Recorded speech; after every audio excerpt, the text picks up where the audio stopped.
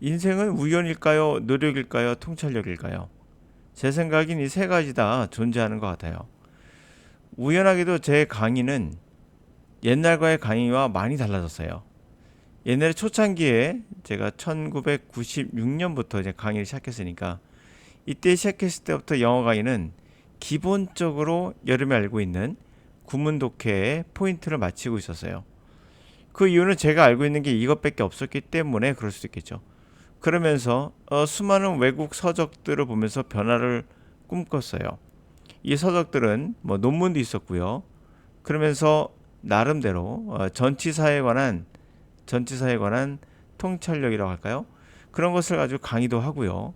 그 문법이나 기타 등등 이런 단어들에 대한 역사, 뭐 때로는 여러분 알고 있는 모든 것들을 다 해봤다고 좀 생각합니다. 그리고 그래서 어떤 것이 더 중요할까에 관련된, 그러니까 여러분 이 글 전체에서 어떤 게 제일 중요할까요? 주로 미국 사람들은 뒤쪽으로 갈수록 중요한 정보를 말한다라고 어떤 책에는 써 있어요. 그 책은 물론 미국인 작가가 쓴 겁니다. 뭐 이러한 것들도 적용해 보고 해봤어요. 그럼 결론 말씀드리면 맞는 것도 있고 결과적으로 맞지도 않기 때문에 별 쓸모 없다는 결론에 도달하게 되는 그런 과정을 통해서 우연하게 어느 날 어떤 일부 학생들에게서 우연하게 그들이 듣기 하는 방식과 독해하는 방식이 남다르다는 것을 발견하게 돼요.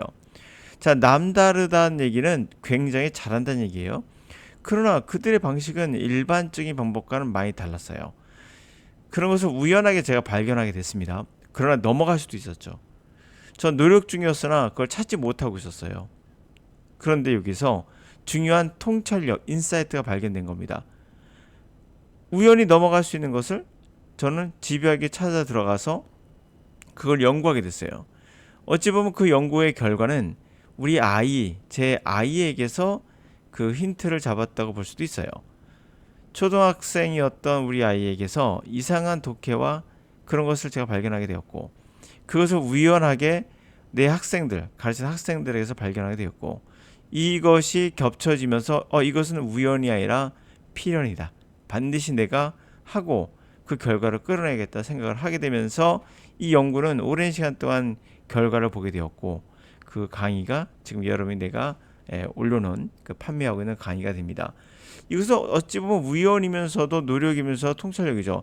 만약에 노력을 통해서 제가 얻을 수 있었다면 구문독해와 외국에 있는 여러 가지 서적들을 보면서 계속 간다 하더라도 아마 제 생각에는 우연이 없었으면 과연 이 강의가 태어날 수 있었을까? 아니라고 봅니다. 우연도 중요하다는 것을 알 수 있겠죠. 그러면서 저는 노암 촘스키를 알게 되었고, 이 노암 촘스키의 그런 방법이 지금까지 역사적으로 언어학 역사적으로 이분의 거를 아직까지 뒤집지 못하는 그 이론이 있었고, 이 이론이 제 강의의 보증수표라 할까요? 방향성을 잡아주는데 도움이 됐다. 만약 이분의 강의와 이분이 말했던 언어의 습득에 관한 것과 제가 만든 것과 부딪히거나 뭔가 맞지 않는 부분이 있다 그러면 저도 고민을 많이 했을 것 같아요. 그러나 여러 가지 사례를 통해서 제가 연구했던 사례와 실제 적용한 사례를 통해서 이거는 노암 촘스키가 말한 것보다도 더 우리에게 숨어 있는 언어의 능력이 있구나라는 이분이 말했던 것과 동일한 그런 이론적 근거를 갖게 된 거죠. 다 우연이기도 합니다. 때로. 그러나 제가 그것을 찾아내서 발굴했기 때문에 노력과 통찰력도 뭐 있다고 봐야겠죠. 자, 그에 관한 이야기를 한번 시작해 볼까요? 자, many scientists would claim that being in the right place at the right time brought greatness to some scientists. 많은 과학자들은 과거 이렇게 주장하곤 했어요. 적절한 시기에, 적절한 곳에 적절한 시기에 있다는 거. 그러니까 딱 맞는 장소에 딱 어떤 시기에 내가 있었어. 우연인 거죠. 그것이 바로 위대함을 과학자에게 가져다 준다. 이거 100% 틀리다고 누구도 말 못합니다. 네. 그리고요. This notion was downplayed by Louis Pasteur, who stated that the luck favors the prepared mind. 그러나 이러한 개념은 누구에 의해서 루이스 파스텔에 의해서 경시되게 됩니다. 이 사람이 주장했던 건 행운은 준비된 자를 좋아한다. 이게 무슨 말인지 알겠죠? 꼭 사람들이 그런 말을 해요. 준비된 마인드, 준비가 되어 있는 사람에게 기회가 온다. 이것도 틀린 얘기는 아니에요. 그렇다고 해서 맞는 이야기도 아니에요. 위에 있는 이야기도 부정할 수 없고 밑에 있는 이야기도 부정할 수 없는 거죠. 자, Albert Einstein and Isaac Newton also recognized that it was their creative thinking that took advantage of a lucky observation. 알버트 아인슈타인과 아이작 뉴턴은 또한 인정을 해요. 바로 그들의 창의적인 생각, 바로 이게 뭘 이용한 것이다? 아주 행운의 관찰을 이용한 것이다. 이게 무슨 말이죠? 행운의 관찰은 우연인 거예요. 창의적인 생각은 통찰력이죠. 이 통찰력이 있어서 어떤 우연히 찾아온 기회를 내가 잡았다. 이런 말도 된다는 얘기죠. 둘 다 인정하고 있는 거예요. 결국에. In several instances, two scientists came up on the same discovery. 자, 몇몇 사례에서 이 두 과학자는 우연히 동일한 발견을 하게 돼요. come up, 우연히 뭐뭐 하는 겁니다. 우연히 만나는 거예요. However, the acclaim for discovery went to the scientist who recognized the full significance of what he or she found. 그러나 그 찬사, 그 발견된 찬사는 어떤 과학자에 가게 됩니까? Recognize full significant. 그 중요성을, 그가 발견한 것의 중요성을 full, 충분히 알아본 사람에게 간다. 이게 중요한 포인트인 것 같아요. 저와 똑같은 사례인데 아마 강사들 중에는 수많은 학생들을 강의해 본 사람들이 당연히 있겠죠. 그들 중에는 분명 어떠한 특이점이 발견되는 사례를 발견했을 거예요. 그러나 그것을 놓쳤던 거죠. 저는 그것을 알아낸 거고요. 충분히 셀프가 중요성을 인지했던 사람에게 그 발견의 찬사는 가는 거예요. 제 강의가 바로 그렇게 탄생했으니까요.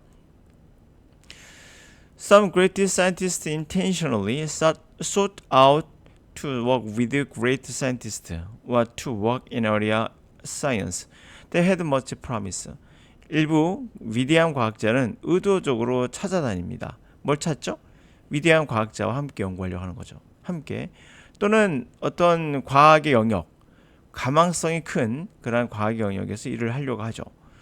마이클 로스베스, a professor of biology at Howard Hughes Medical Institute in Maryland, says if you are interested in something, you should go for it. 자, 이 마이클 로스베시라는 이 바이올로지 생물학 교수는 하버드 휴스 메디컬 인스티튜트 메릴랜드에 있는 그 사람이 말하기를 만약 당신이 뭔가에 인트레스트, 흥미가 있으면 go for it, 뭐라? 해라 거죠. 그것을 향해서 가라 라는 뜻입니다. 해보세요 이런 말입니다. 그러다 보면 이제 당연히 어떤 결과를 얻을 수 있다는 얘기죠. 이 문장 안에 여러분들이 알고 싶어하는 인생의 모든 것이 담겨 있어요. 저는 그렇게 생각합니다. 우연과 노력과 통찰력. 자꾸 유튜브에서 너의 노력이 제일 중요하다고 말하는 이 쓸데없는 아무 과학적 근거도 없는 그런 분들이 많죠. 하버드에 있는 마이클 샌들 교수, 세계적인 그 교수죠. 여러분이 알고 있는 정의란 무엇인가를 말했던 그분. 그런 분도 자신의 노력만으로 되지 않는다는 걸 반드시 설명해주고 있습니다. 뭐 여러 가지 사례를 들고 있는데 뭐 대표적으로 여러분이 누가 있을까요? 마이클 조단? 제 시대 마이클 조단이 뭐 유명했으니까 농구 선수. 백날 아무리 그래도 여러분들 마이클 조단이 될 수는 없습니다. 왜? 태어나는 거니까. 그 자본주의 시대라고 할 때 여러분이 자본주의 시대에서는 능력주의하고 헷갈리는 경우가 있는데 하여튼 능력주의는 거짓이라는 얘기를 하고 있는 분 중에 하나입니다. 이건 뭐 수많은 철학자라면 또는 사회학자라면 인정할 수밖에 없어요. 마이클 조단은 능력주의입니까? 그의 능력이 그 정도의 가치가 있나요? 능력이 있는 겁니까? 뭐 이런 거죠. 태어난 게 더.